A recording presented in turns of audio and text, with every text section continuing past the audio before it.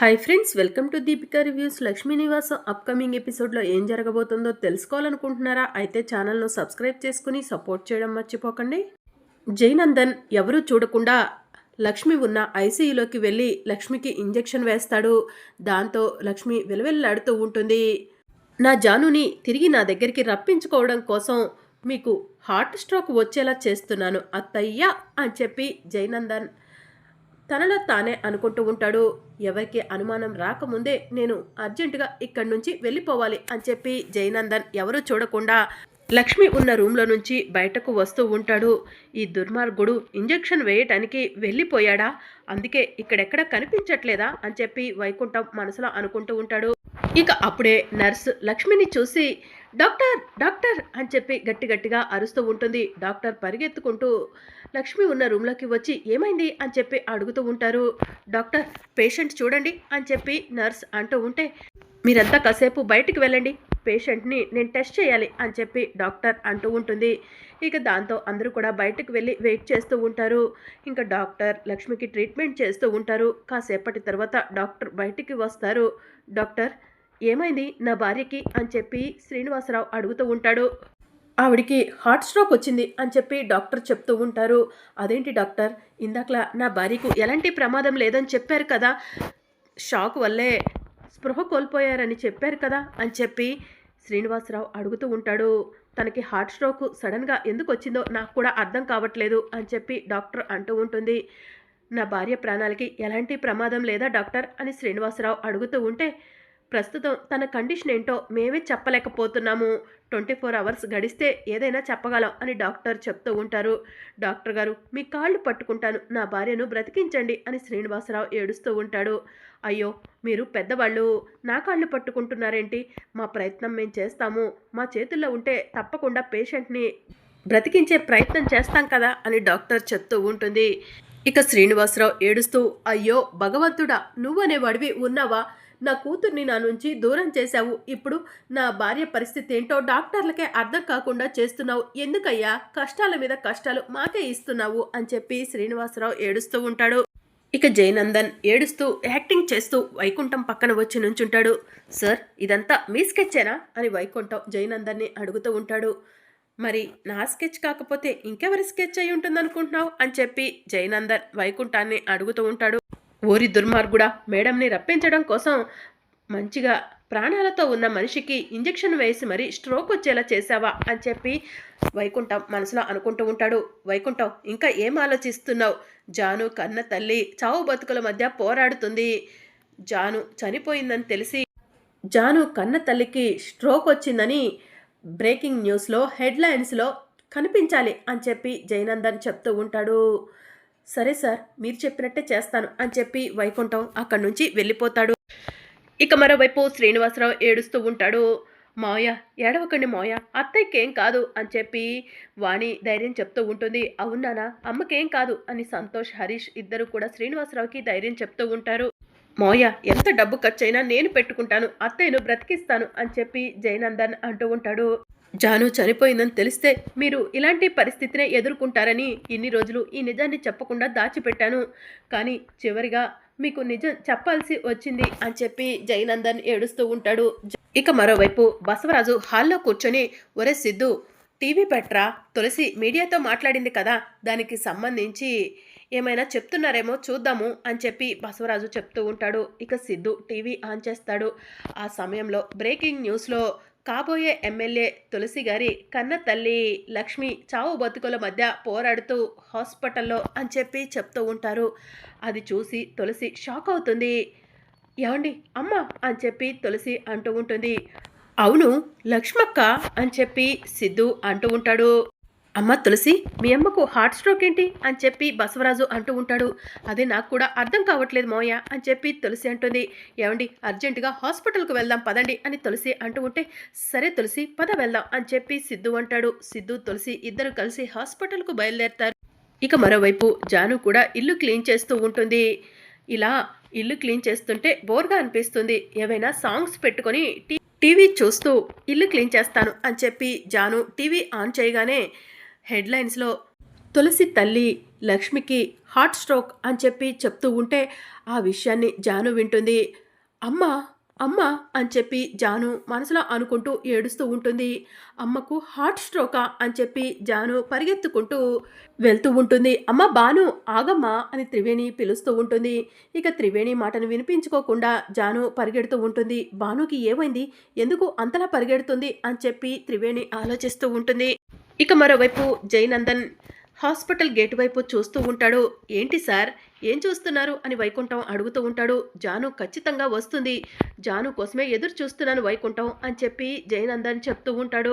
ఇక జాను హాస్పిటల్ బయట ఆటో దిగుతుంది. అమ్మా అని చెప్పి పరిగెత్తుకుంటూ హాస్పిటల్లోకి వస్తూ ఉంటుంది. ఇంకా అప్పుడే జాను జయనందన్ని చూసి వెంటనే పక్కకు వెళ్ళి దాక్కుంటుంది. జై ఇక్కడే ఉన్నాడు, నేను ఇప్పుడు అక్కడికి వెళ్తే జైకి దొరికిపోతాను అని చెప్పి జాను ఆలోచిస్తూ ఉంటుంది. జైకి కనిపించకుండా ఎలాగైనా సరే లోపలికి వెళ్ళాలి, అమ్మను చూడాలి అని చెప్పి జాను మనసులో అనుకుంటూ ఉంటుంది. అప్పుడే సిద్ధు తులసి కూడా పరిగెత్తుకుంటూ హాస్పిటల్లోకి వెళ్తూ ఉంటారు.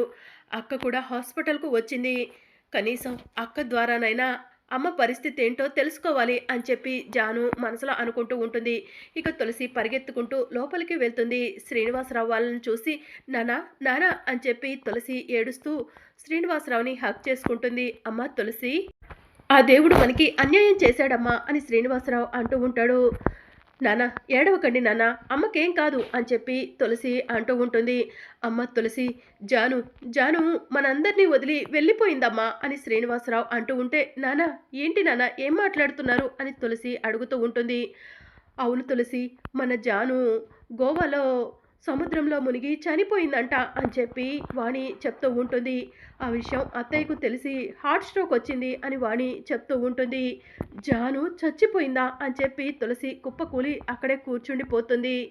తులసి తులసి నువ్వే ఇలా అయిపోతే అత్తయ్య మావయ్య పరిస్థితి ఏంటి అని చెప్పి వాణి అడుగుతూ ఉంటుంది.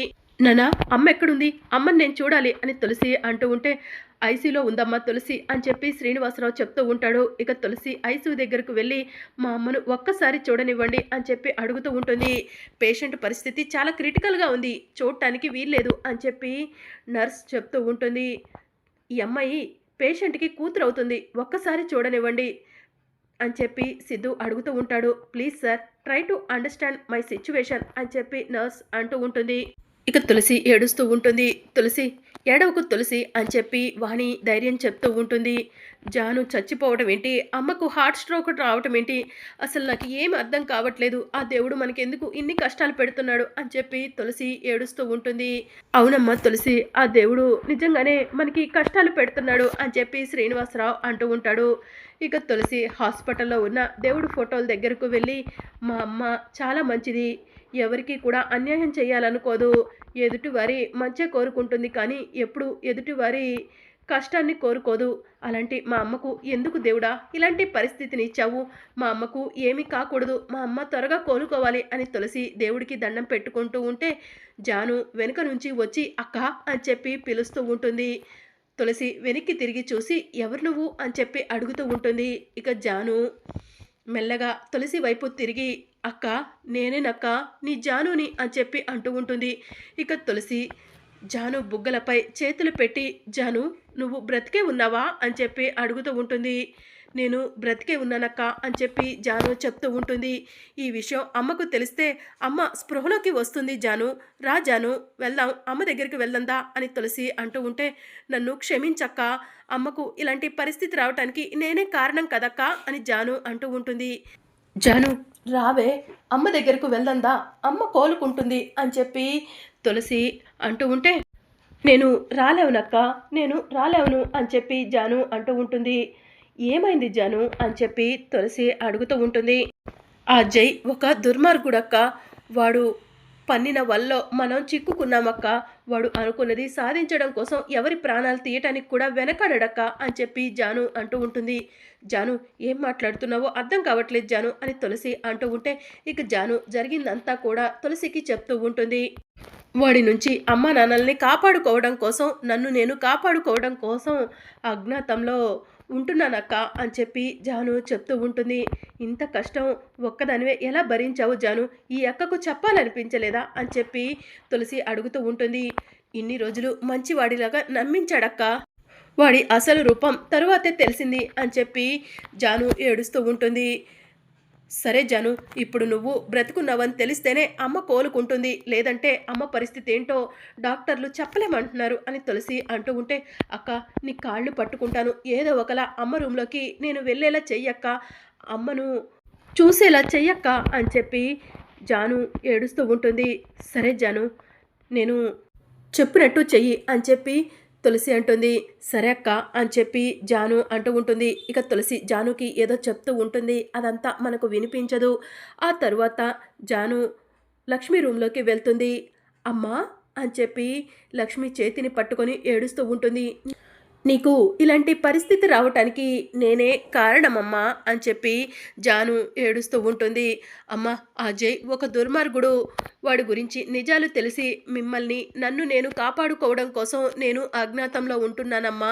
నీ జానుని నేనేనమ్మా, బ్రతికే ఉన్నాను, నేను చచ్చిపోలేదమ్మా అని చెప్పి జాను లక్ష్మి చేతులు పట్టుకొని ఏడుస్తూ ఉంటుంది. ఇంకా అప్పుడే జాను చెయ్యి స్పర్శ లక్ష్మికి తెలియగానే లక్ష్మి మెల్లగా స్పృహలోకి వస్తూ ఉంటుంది. ఇక అప్పుడే జానుకి ఏదో సౌండ్ వినిపిస్తూ ఉంటుంది. అమ్మ, ఎవరో వస్తున్నారు, ఎవరైనా నన్ను చూస్తే నేను బ్రతికున్నట్టు ఆ జైకి తెలిసిపోతుంది, మళ్ళీ ఆ జై దుర్మార్గుడి వల్ల నేను చిక్కుకుపోతాను అని చెప్పి జాను అక్కడి నుంచి వెళ్ళిపోతూ ఉంటే లక్ష్మి జాను చెయ్యి పట్టుకునే ప్రయత్నం చేస్తూ ఉంటుంది.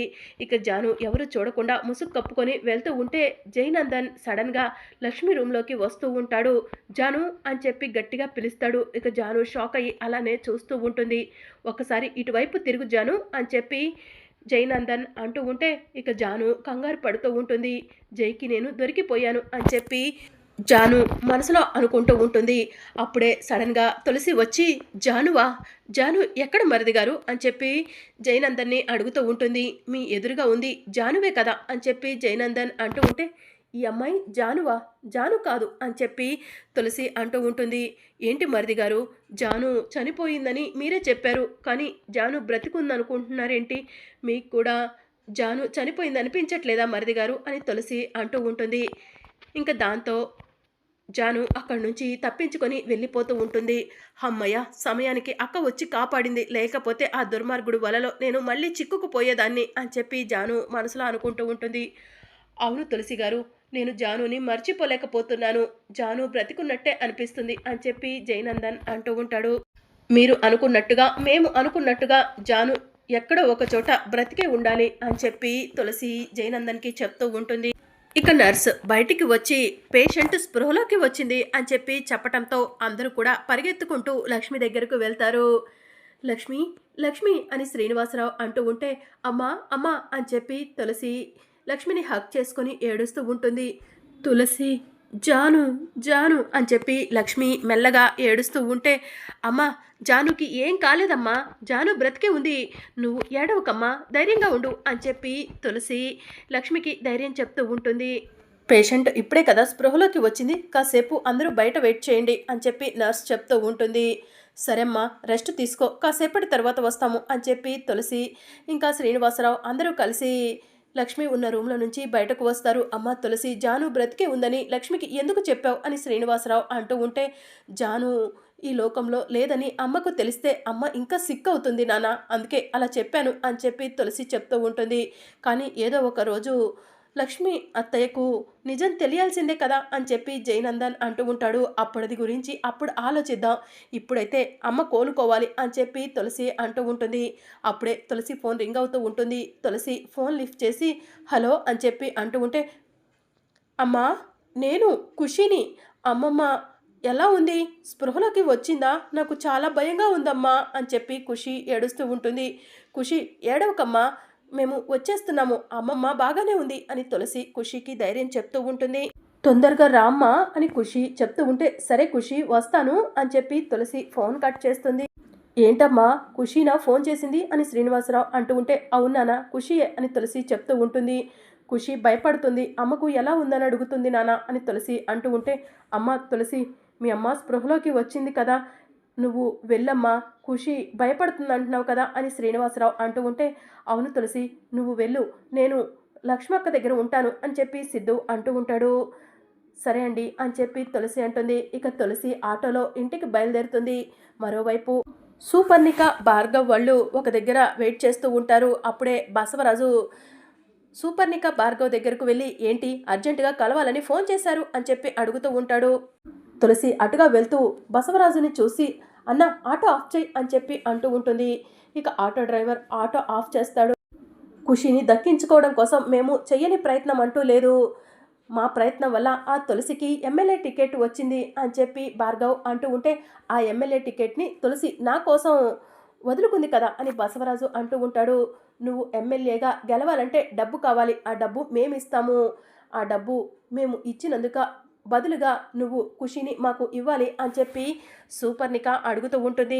నాకు ఎమ్మెల్యే టికెట్ రాగానే, నేను ఎమ్మెల్యే అవగానే ఆ తల్లిని ఇంటి నుంచి బయటికి గెంటేస్తాను, ఖుషిని మీకు అప్పచెప్తాను అని బసవరాజు సూపర్ణిక భార్గవ్కి చెప్తూ ఉంటే, ఆ మాటలను తులసి విని షాక్ అవుతుంది. మరి అప్కమింగ్ ఎపిసోడ్లో ఏం జరగనుందో తెలుసుకోవాలనుకుంటున్నారా? అయితే ఛానల్ను సబ్స్క్రైబ్ చేసుకోండి.